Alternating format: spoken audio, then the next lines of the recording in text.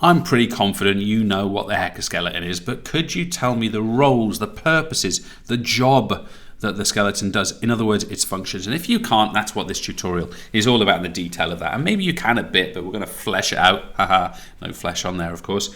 And we're initially going to talk about shape and support. Shape and support. So what do we mean by this?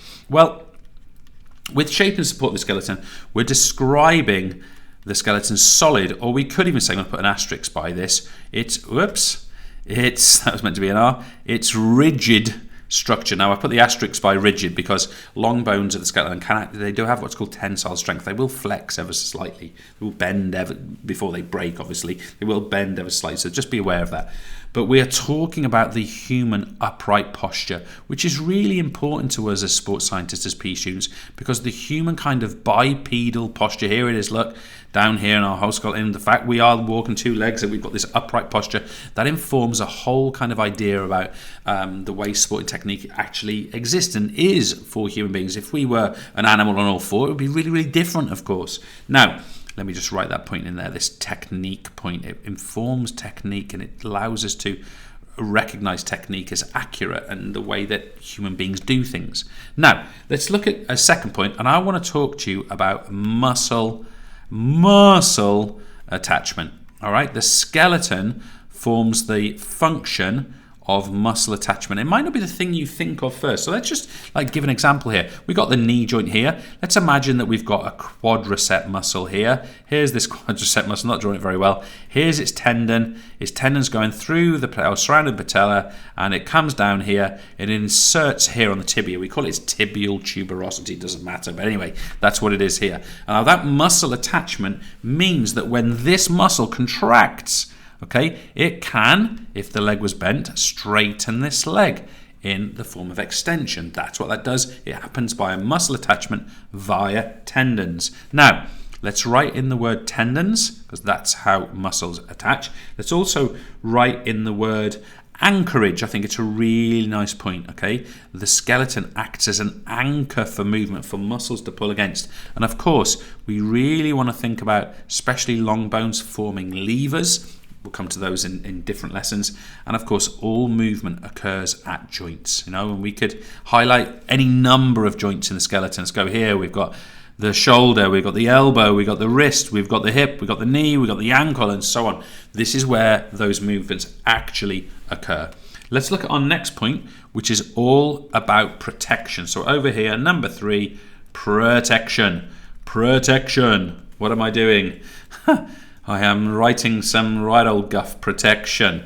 Okay, so really important to stress that the skeleton, it encloses and protects. That's a nice way of putting this, right?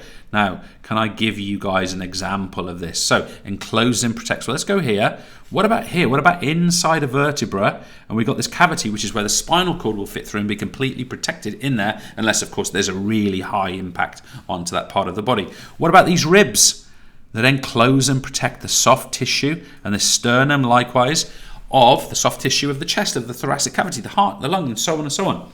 So we are talking about the protection of soft tissues. What about the classic example? A horse rider is on his or her horse. The cranium, whilst they fall off from their horse and land on their bonds, their cranium helps to protect the soft tissue of the skull, of the brain inside, I should say. So that, of course, is a classic example of what we're talking about here. So let's just say we're talking about the cranium. We are talking about the ribs. We are talking about, let me say it this way, the vertebrae. Let me give you the plural. This is vertebra. By the way, one backbone is a vertebra, 2 or more is vertebrae. So collectively they protect. Lovely vivid red for our 4th function of the skeleton. We have got, bear with me a second, we have got red blood cell production. And this production of red blood cells, of course, crucial for the transportation of oxygen and, to a lesser extent, CO2. This occurs in the bone marrow. Okay, and this bone marrow exists in the shafts of long bones, like the femur, of the tibia, of the ulna. We do also find it in flat bones, actually, but that bone marrow And of course, it is the production place of these red blood cells, and that's done in the presence of stem cells. You may well be studying that in a bit more detail in your biology. The only thing I just want to add as a bit of extra detail there, we also get the production of other cells too, other blood cells too. So don't forget that your white blood cells, which are part of your immune system, and also platelets, the fragments of which travel around in the blood, they're there for the clotting purpose of the blood, they're also produced in the bone marrow. So just be aware of that. But it's red blood cells from the movement, from the sporting perspective, we're really, really interested in. That's it.